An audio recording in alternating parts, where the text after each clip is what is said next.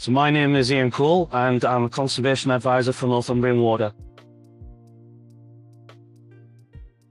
I worked in a primary school for a long time and basically decided that I needed a change of career. So at the age of 48, I left my job, went to university, stayed and did a master's, and then ended up working through various consultancies doing environmental surveys.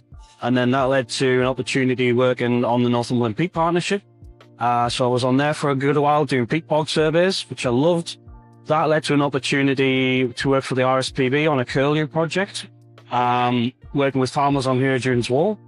So I did that for about 18 months, and then that project came to an end. And I started recently in my role as conservation advisor for Northumbrian Water. Top tips for getting into a role in conservation: volunteer, without a doubt. Any experience that you can get is knowledge building, but also gives you things to talk about at interviews. And it's an opportunity to express your passion for what you're working in, because it's very difficult to get that just by reading a page. So if you can talk about a project that you've been involved in, then other people become interested in that project. My day-to-day duties are analysing grassland and identifying opportunities where we can implement biodiversity net gain. So basically that's going to involve changing the cutting regimes on some of Northumbrian water sites. So instead of cutting the grass 10 or 12 times over a year, we're going to try and work it down to 3 cuts a year, so that we're allowing some of the nutrients to be drawn out of the ground, and then the less nutrients in the ground gives more opportunities for wildflowers, and then wildflowers give opportunities for insects, and then the rest of the food chain kind of hinges on that as well. I enjoy my role because I get paid to be outside looking at nature, which is something that I've done my entire life as a hobby.